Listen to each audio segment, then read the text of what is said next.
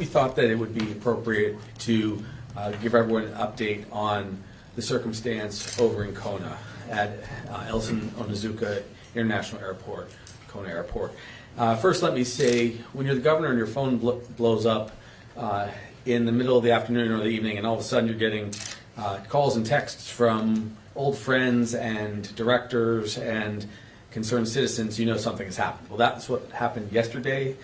Very specifically, I started getting calls from individuals who were on planes who had heard that there was a problem with the runway, and then simultaneously, actually in real time, from my director saying we're on it.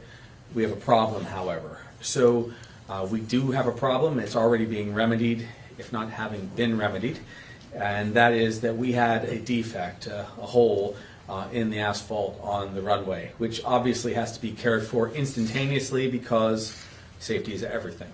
So let me say this. When I heard it was Kona Airport, of course, that is close to my heart. I've done personally over 1,000 round trips in and out of Kona Airport over the many years that I got to serve as senator and representative from that area. I'm familiar with every inch of that space, and it's an older facility.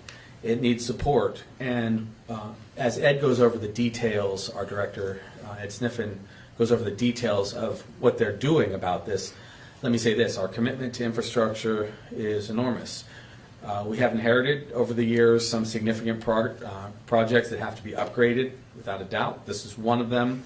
So $120 million is going to go into Kona Airport to make sure that we have really a facility for the future that's totally safe.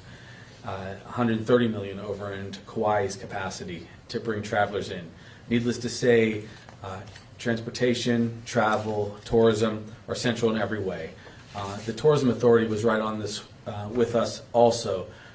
My DBET director contacting me, Mufi Hahnemann, the head of HTA, everyone was on this because they wanted to know how long is it going to be. And Ed said, I got this, this is going to be fixed by 3 in the morning. And when you are getting text messages at 1 and 1:15 and 1:45 and getting those updates, you're grateful as a governor to having an extraordinary director of transportation. So what I'll do now is say, though my phone has stopped blowing up because Ed is on the job so well, know that we are always going to be there in real time to make sure things are safe and get fixed when we have a problem like this. And now I'll call up Ed for the details.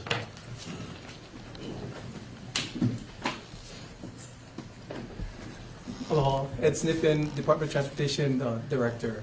I'll tell you, I'm happy to be here today and not fired because I was bugging Governor all night with all the texts that we had on updates and everything. It was pretty exciting.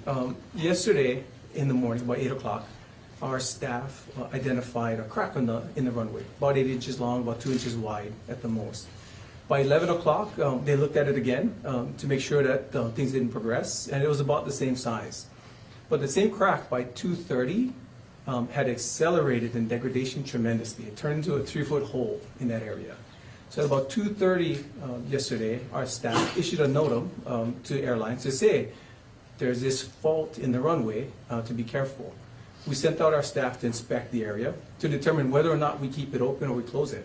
Closing a runway, especially Kona, a runway like Kona Airport, is a tremendous decision. We understand the impacts they're going to have on travel, on the passengers, on our partner airlines, and our cargo facilities that come through those areas. But when we started inspecting the area and determined that the accelerated degradation was a concern, and the potential for other portions of that runway accelerating in degradation was big as well, we determined it's time to shut it down. So at 4:20 yesterday, we shut down the runway to all operations, flights both in and out.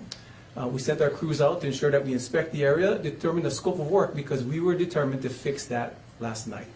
We got a contractor on board. Our contractor sent up their crews, Grace Pacific, sent up their crews from Oahu through Lihue to Hilo. They drove up from Hilo to Kona to make sure they started cutting the pavement in the areas that we had identified. They also sent their crews to pick up their mill that was in Kohala to bring it back to the airport. So they went through tremendous lengths to ensure that we got the resources that we needed to make this fix done, or get this fix done. Our contractor started working at about 9 p.m. On cutting in the runway areas that we had identified.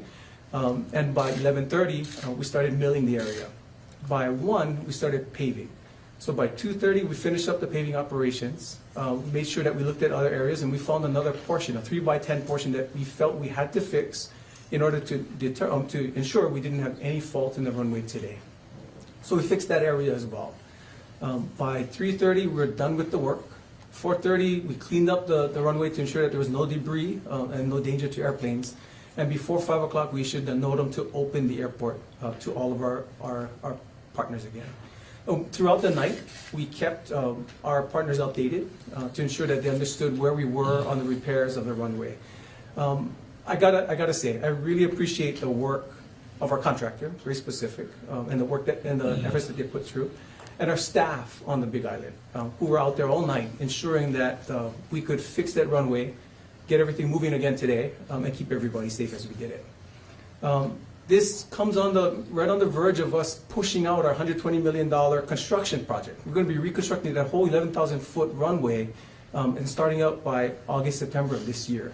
So the timing is unfortunate, but we're happy that we made the decision to fix it rather than pushing this to potential safety issues for our airlines.